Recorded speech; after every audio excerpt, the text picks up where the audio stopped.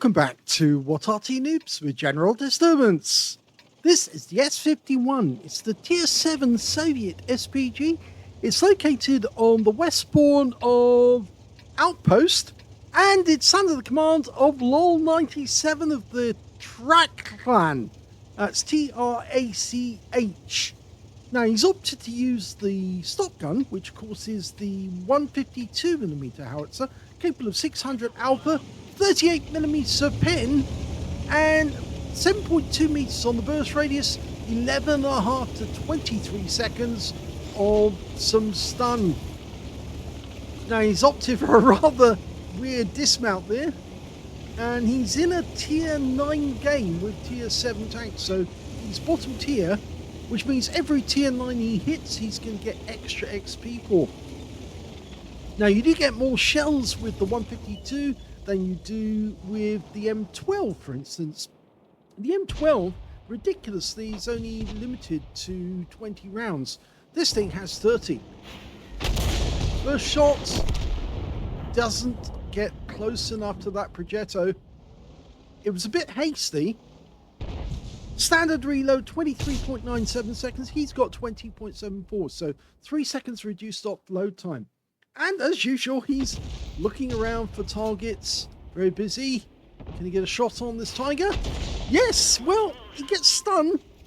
And he gets a bit of damage, only 19. So that was worthwhile. If only for the cost of the bit of stun assist. Okay, we're going to ISU 152K. That's the premium version, the tier 8 version.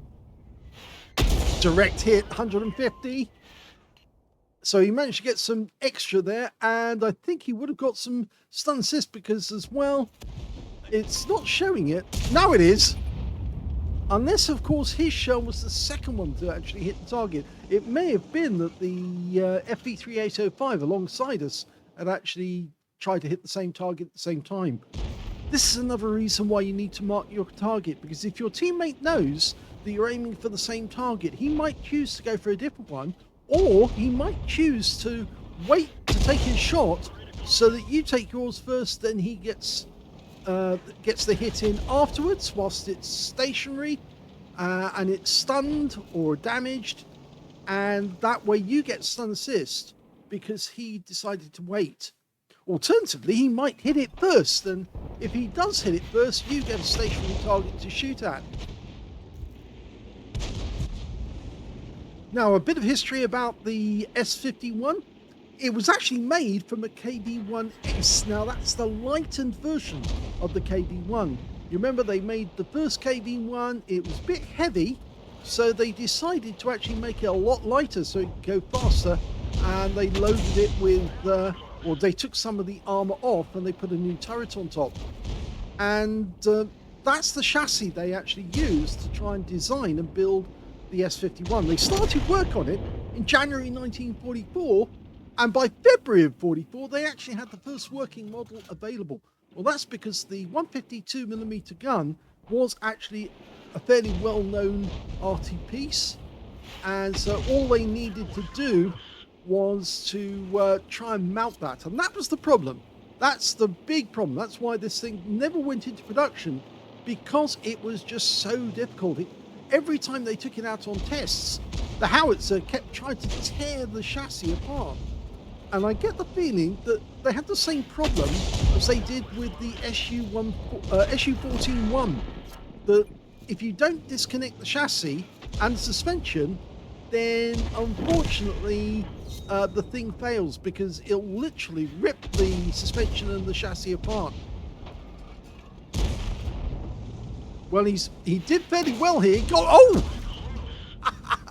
He hit the wreck, and the wreck, some of the damage bounced onto the Progetto instead, so he got stun assist off the Progetto. So he's actually accumulated nearly 3 grand, well, it is over 3 grand of stun assist so far, and only about 1 grand of actual damage. Oh no, increase that now, 250 extra and more stun assist, because he just hit the T-34-1. His team are tearing through the enemy. He's finding it difficult to find new targets to shoot at. Okay, you should go back to have a quick look at the original position with the entrance to the castle, because there's a T-34-1 there trying to attack a Progetto, and we might be able to get shots on the Progetto. Well, and did he fire? No, he didn't fire.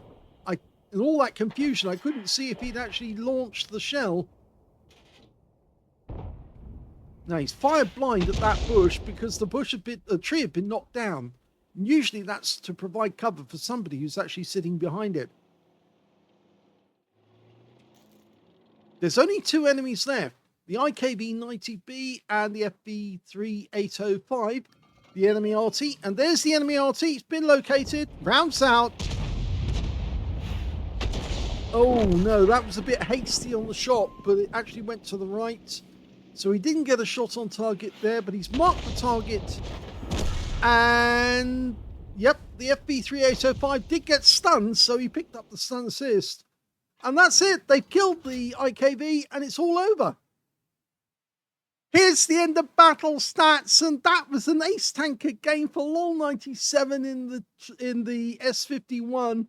He didn't manage to get any medal out of that game other than the Bruiser medal for getting at least 5 critical hits. In fact, he got 5 exactly, but he did get a lot of stun assist out of that game, and that's what gave him the ace tanker.